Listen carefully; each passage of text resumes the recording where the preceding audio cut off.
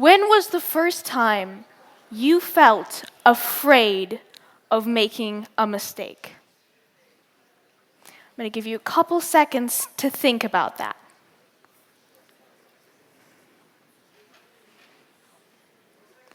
And more importantly, why were you afraid?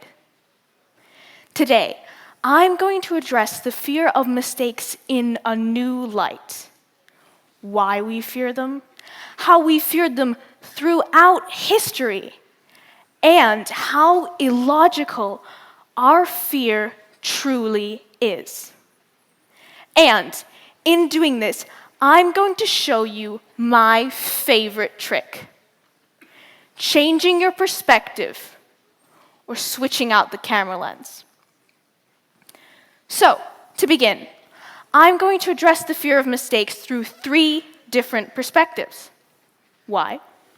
Well, more perspectives allows us to deal with more situations. We'll be more productive.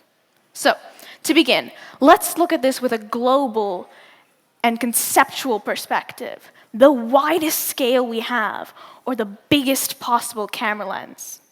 Next, a more scientific and specific perspective, looking at patterns and how innovation is linked to mistakes. And finally, we'll use a magnifying lens to look at our personal mistakes and our fears and how to change them. So, starting conceptual, where does our fear come from?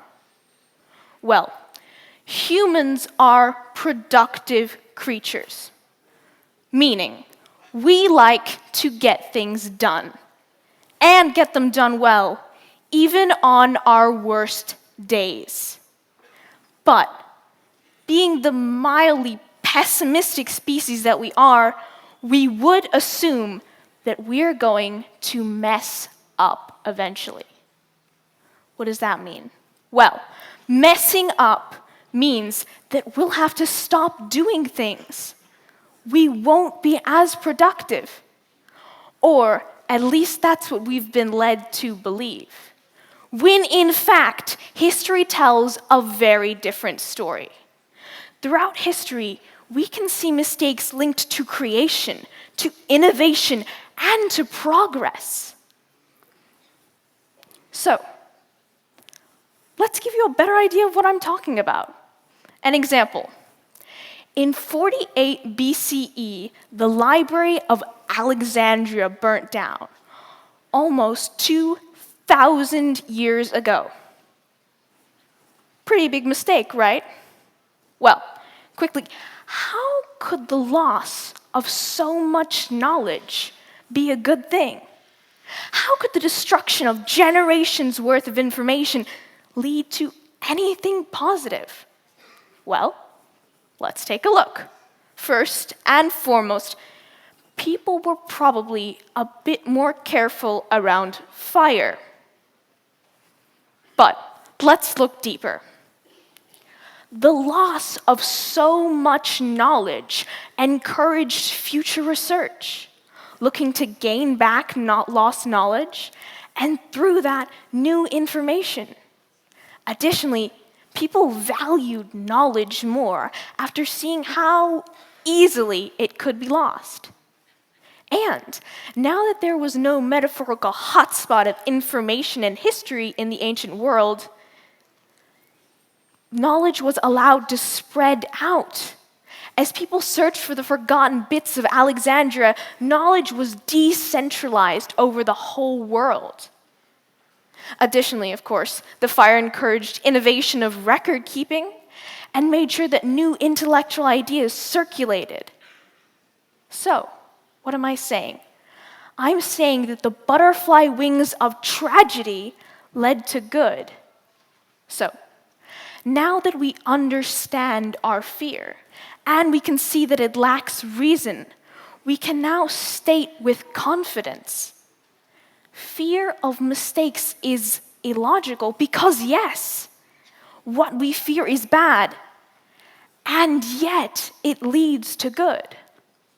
So, Let's give you another example. Let's scale down and bring in humanity's best friend, science. So, in 1999, a while ago, the Mars Climate Orbiter was lost during orbital insertion. What does that mean? Basically, when NASA was calculating how far it would take for the orbiter to land on the surface of Mars, they put in not just the wrong number, but the wrong unit system.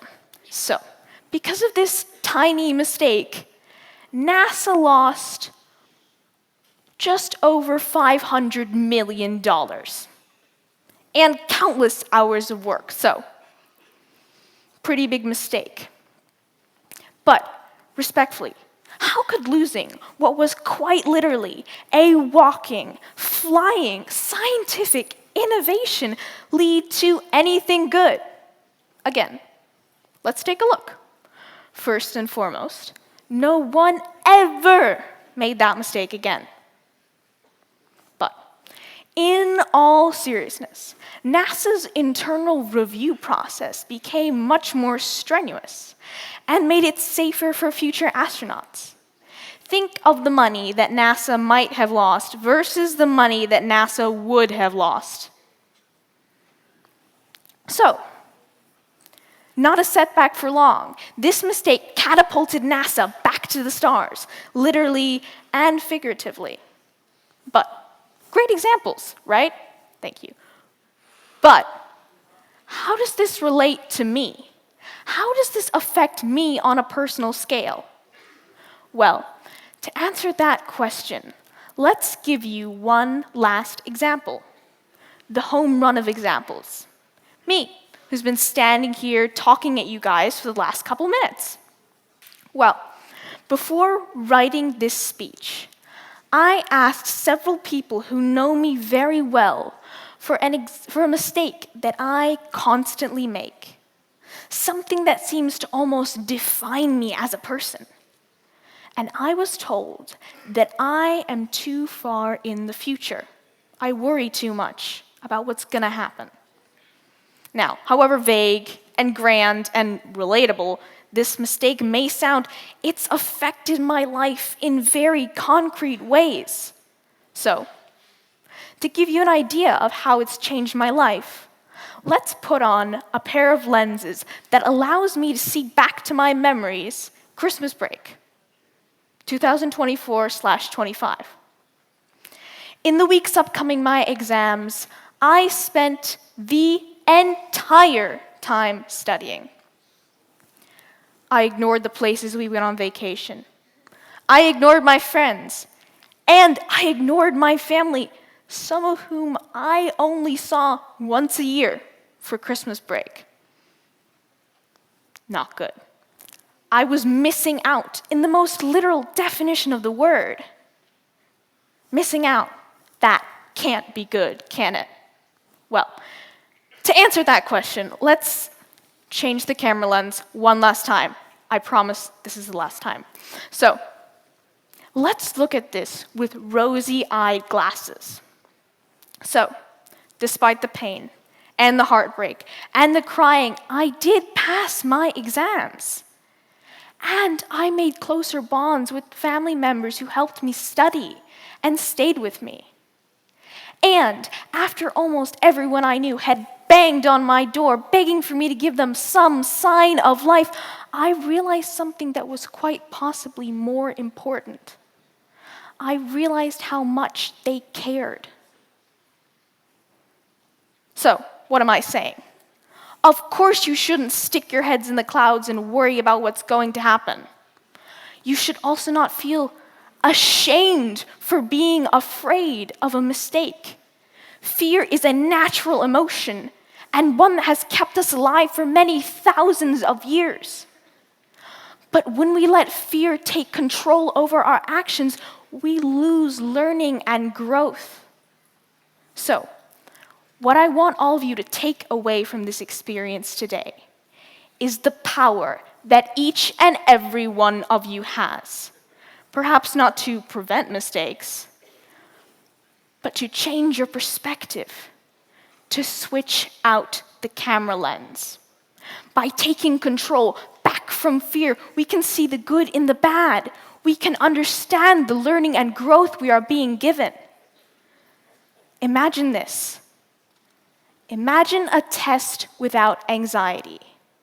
Imagine a conversation without hesitation. Imagine something new without anxiety.